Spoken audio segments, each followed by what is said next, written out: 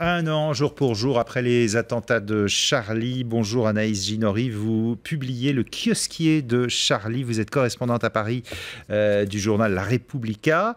Alors c'est un bouquin aux éditions Équateur qui est incroyable. C'est à la fois un roman, une histoire vraie. On part du kiosquier de Saint-Germain-des-Prés, qui est le plus gros kiosque de Paris. Je crois qu'il vend 2500 titres, c'est quand même... Voilà, et qui vend le plus de journaux sur place. C'est là où viennent se fournir en journaux Wolinski, Cabu, qui venaient chercher leur presse. Et cet homme, qui s'appelle Patrick, le kiosquier, va croiser lui-même l'itinéraire sanglant des frères Kouachi.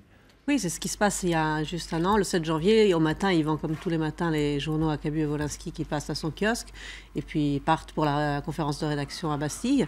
Et Patrick, 2 heures après, vers 11h, 11h30, laisse le kiosque pour rentrer chez lui.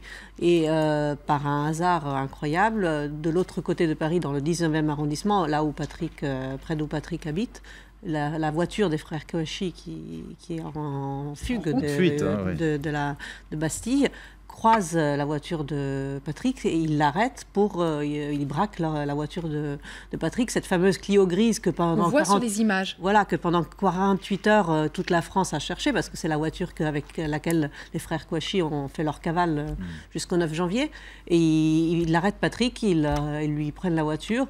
Il ne le tue pas. Il ne le tue pas, c'est à lui qu'ils diront si les médias te demandent, dis qu'on est de Al-Qaïda à Yémen. Donc Patrick, en fait, il est un témoin clé parce que bon, d'abord, Et alors, pour revenir sur l'épisode, il prend même son temps de retirer son chien à l'arrière. Enfin, il n'a pas l'air paniqué. Absolument, mais c'est une scène assez incroyable dans le sens où les frères Kouachi ne sont pas du tout poursuivis à ce moment par la police. La police les a complètement perdus.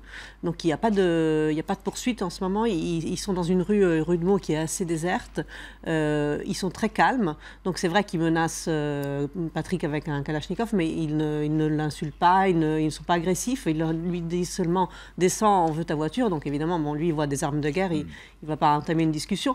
Mais et Patrick aussi est assez calme et il a ce réflexe un peu inouï de penser à récupérer son chien dans la siège arrière de la voiture. Et ça se passe d'une manière assez surréelle, en pensant que Paris est déjà en état de siège. Enfin, on est tout de suite après le massacre de Charlie Hebdo. Et c'est cette Clio grise que les Kouachi utiliseront jusqu'au vendredi. Jusqu'à l'imprimerie. Et c'est Patrick qui va être tout de suite après interrogé par le 36 quai des Orfèvres, par la police judiciaire. Et c'est lui le premier témoin qui a vu les frères Kouachi à visage découvert. Parce que quand ils braquent la voiture dans le 19e, les frères Kouachi sont en visage découvert.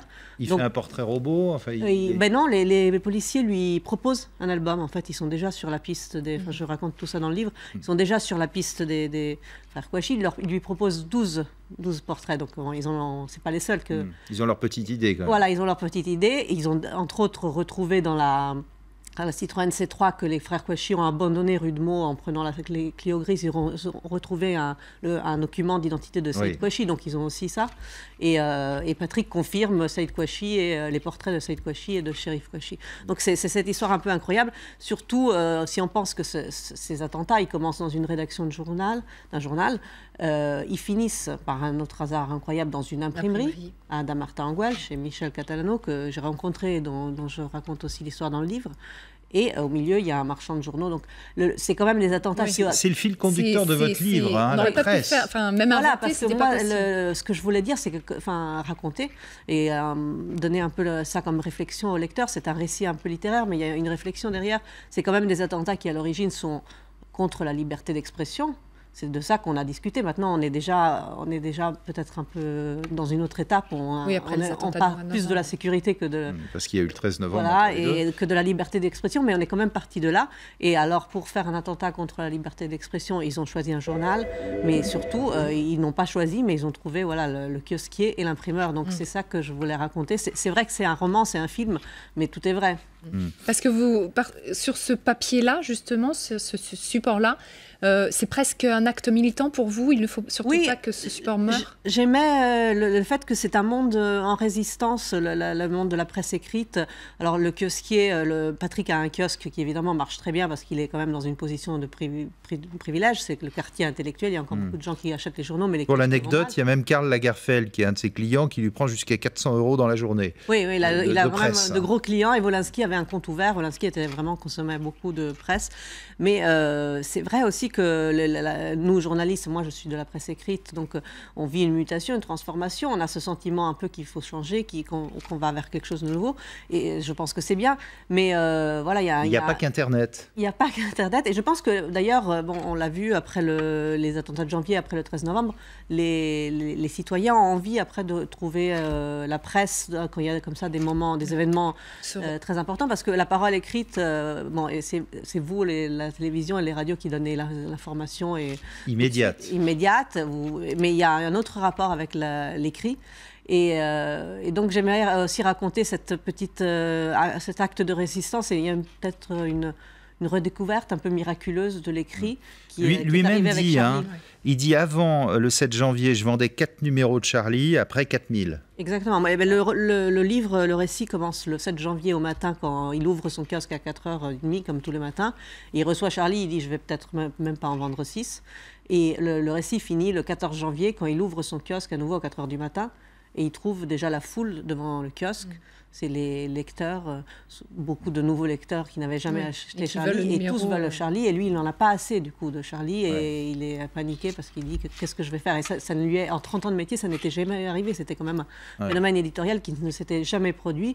Probablement, ça ne se répétera jamais. Mais c'est quand même, voilà, c'est un peu la boucle qui ferme le livre. Et j'ajoute que vous-même, en tant que correspondant de Republica, vous avez été une des premières journalistes à arriver sur place, rue Nicolas Appert, devant la rédaction de Charlie. Oui, parce que mes bureaux sont tout près du siège de Charlie. Je ne le savais pas du tout, comme même les voisins de Charlie. Vous ne le saviez pas. Je ne le savais pas, mais sauf que quand j'ai vu l'alerte, j'ai regardé sur Google et l'adresse était sur Google, preuve que les sièges n'étaient pas très protégés. Et donc je suis sortie du bureau, j'ai fait quelques mètres et je suis arrivée. Et le périmètre n'était pas du tout encore sécurisé. Donc j'ai pu vraiment observer la scène, qui était une scène de guerre, vraiment une apocalypse. Il y avait les douilles par terre, le sang, les secours, la police, il y avait une confusion totale.